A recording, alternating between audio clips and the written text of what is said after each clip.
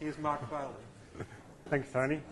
I've just had a great introduction from all the speakers this morning. It's all kind of segued into this presentation, I feel. The ordering of the presentations has been unreal. Peter alluded to landscape scale wetlands. We talked about processes within constructed wetlands and hydrology and all that kind of stuff. And I'm going to hopefully bring it all in and talk you through the idea of landscape scale wetlands, because they can be much more cost effective and you can actually potentially kick a few more goals sooner than if we have lots of little constructed wetlands.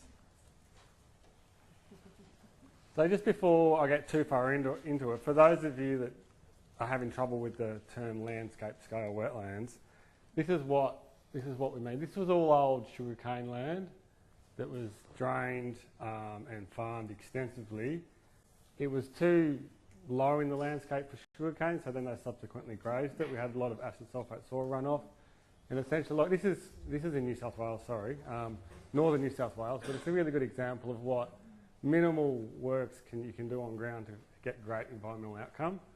So we blocked a few drains and did some strategic weed management, and we managed to get a 200 hectare parcel of land largely revegetated. The driver for this was wetland rehab and habitat reasons.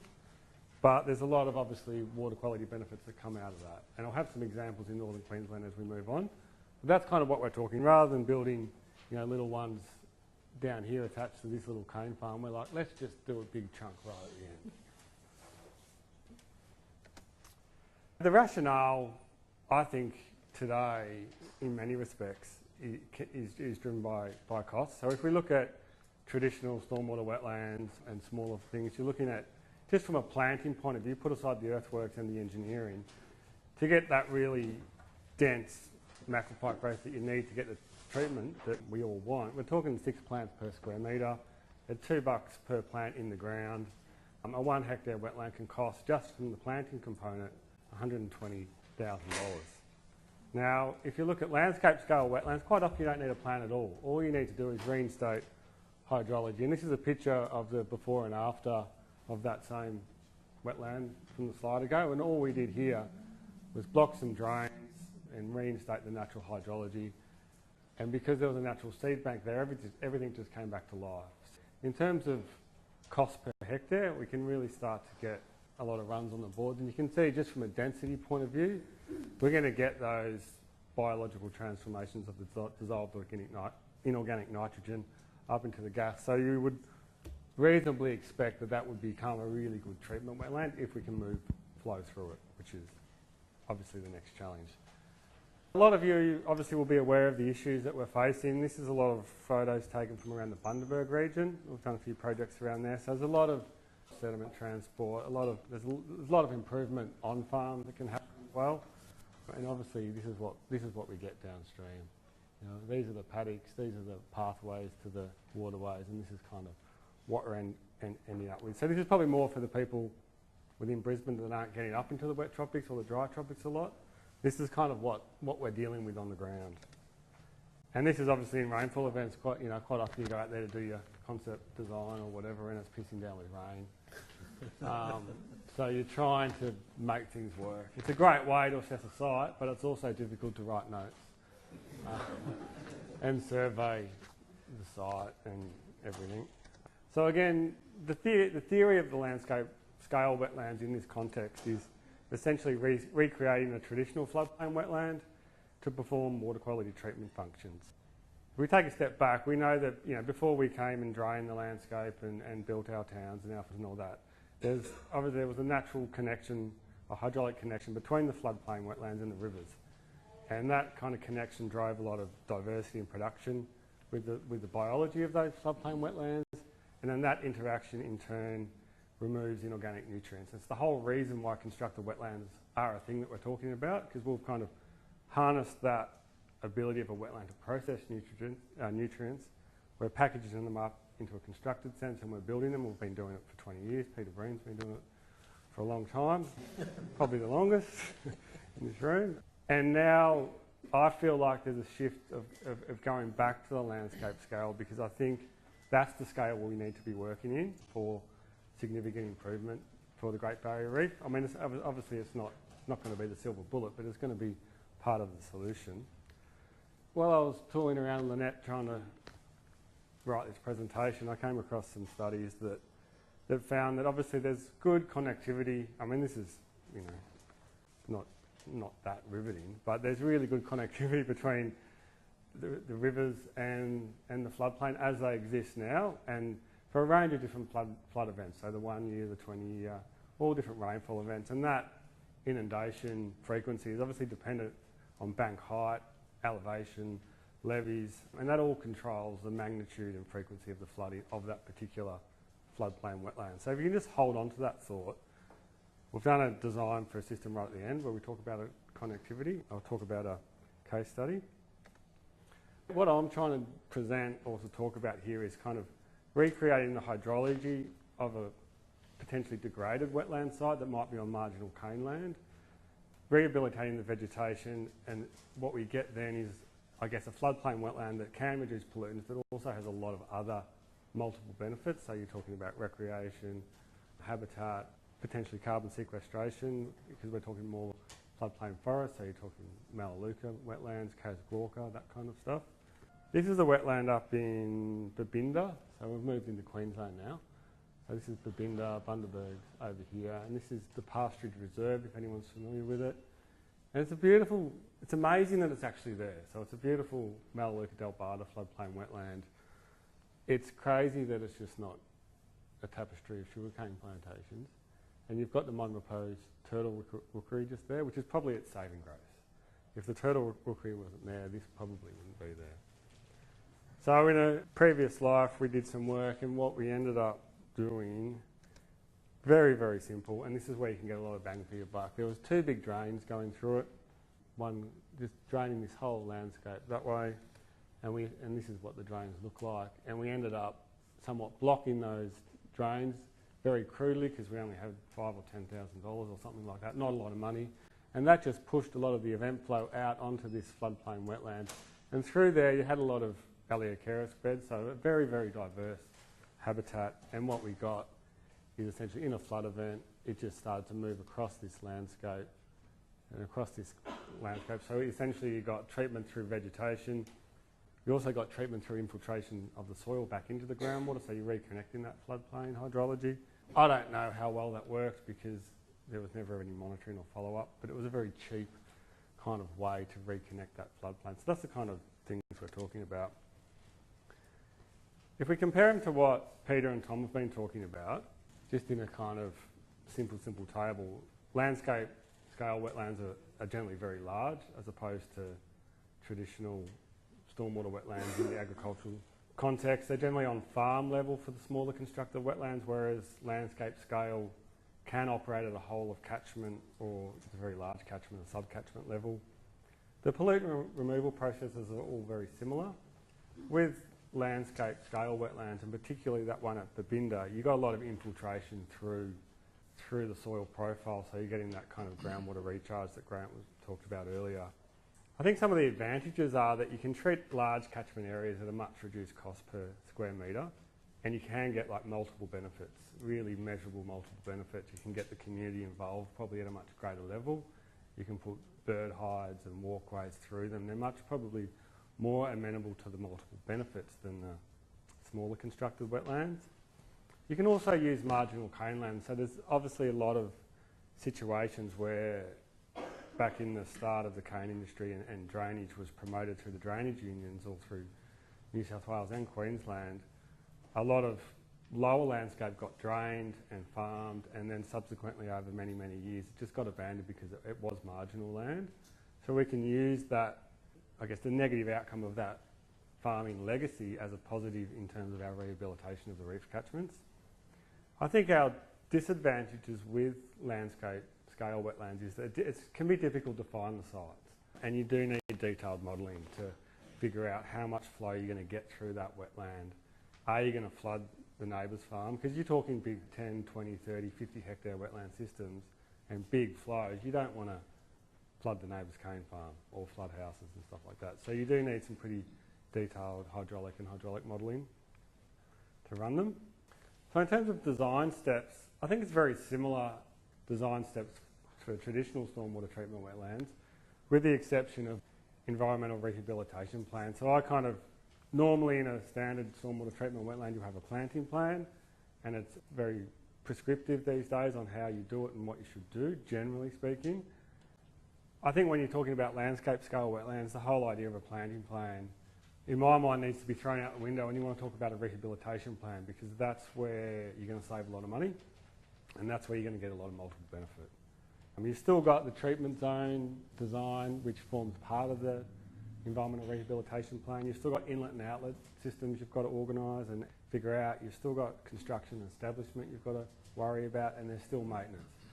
It might not be as much, or it might be more, depending on the situation, but the same design steps generally follow. So I'm not going to talk about all those other steps because we've talked about that in the previous presentation. So I want to talk about landscape and rehab design and how we can design a landscape scale wetland so we don't have to plant 6 plants per square metre. And the big one, and Peter touched on it in his presentation, was the inundation assessment. And in my experience with constructed wetlands, I visit a lot that don't work. And I think a lot of people, if people are from council here, they might have a similar experience. And in my experience, that's all about the inundation regime of that particular design has driven the plant community to fail. And generally it's too wet. The inundation assessment, and that's a hard thing to do because you're talking about a fictitious wetland that you're going to recreate. So again, we have to use modelling to help inform that, and we need really strong ecological advice and assessment of that particular parcel of land. So it's really a blend of hydrology and hydraulics with ecology. In my mind, form that plant selection if you actually have to plant, or that rehabilitation plan, which is, I think, in terms of your site selection, that's where you want to be directing it. You want to find a site that you rehabilitate as opposed to replant. I'll skip through those next ones. In terms of bathymetry and inundation, what we like to do is come up with a profile, a broad, this is how deep the wetland's going to be, and this is where the levels are, and the sediment basin's this deep and the plant zone's that deep. Let's run some water through it and see what the height regime is. And this is a different way of displaying the same data that Peter displayed earlier. I do it in days per year at a given water level. My brain works a bit better that way. And you can see that if this is our design water depth, this particular bathymetry design is just not going to work. It's too deep for too long. So we muck around with our inlet and outlet structures until we get that right. Even though landscape scale wetlands are more about ecosystem rehabilitation, if they're to perform a treatment function, you really do need to have that whole bathymetry and water balance and inundation as well. So we'll get on to throw the theory away now and get on to some exciting stuff. Construction was meant to start earlier this year, but didn't happen. It was too wet for too long, so they're just hitting the ground running now. So this is up in Brisbane, so just south of Cairns, north of Tully, I think. So it was a 45 hectare parcel of land that we had available to us. So we had this parcel of land. It was 45 hectares in size. It was about a 200 to 300 hectare catchment, and this is the Russell River running through here. A massive amount of rainfall, as you could imagine, 2,500 hectare catchment. Sorry, so the wetland design was about 1 to 2% of the contributing catchment, and that wasn't necessarily a modelling output. That wasn't necessarily decided. That's how much we needed to. It was more like that's how much land we've got, and that's where it has to be. So to make it work, which is quite often what consultants get. Is here we go, make it work. Thanks very much.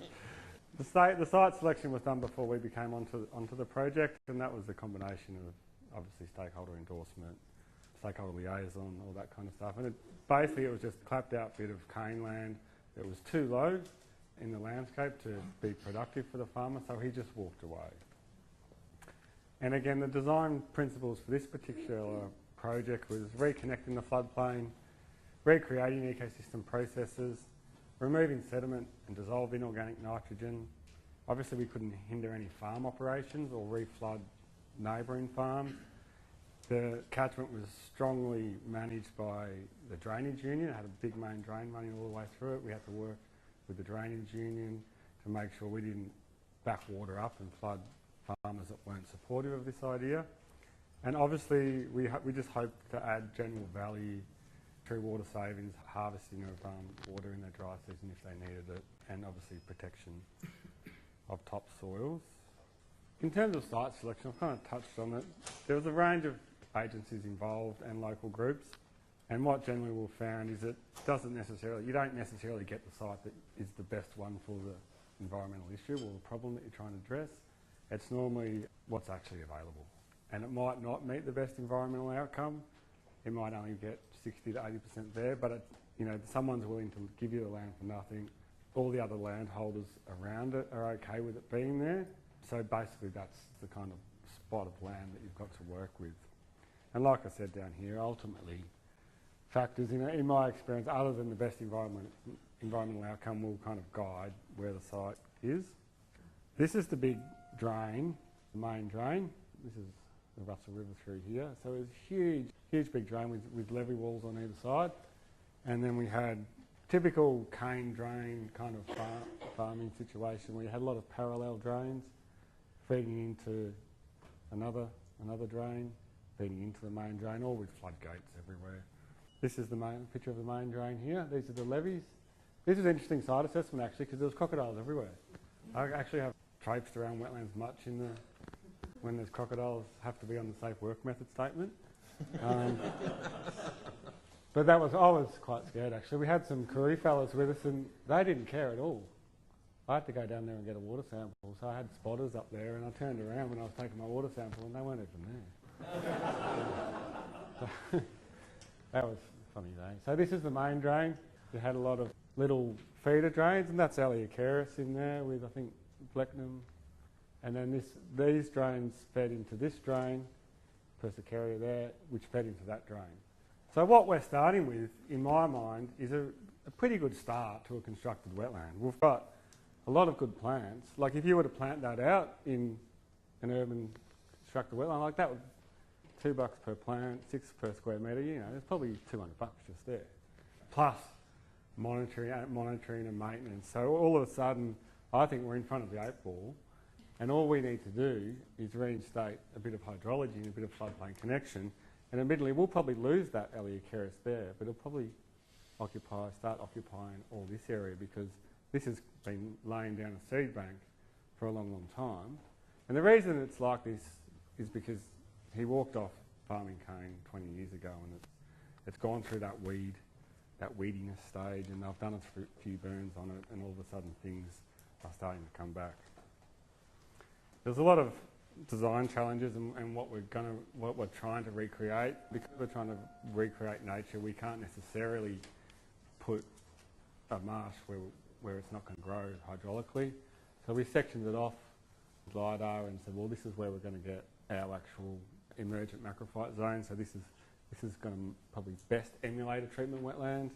And essentially, if you do look at it conceptually, this is what we had. We had a kind of paddock down there that was really well drained into that main drain with big levee walls.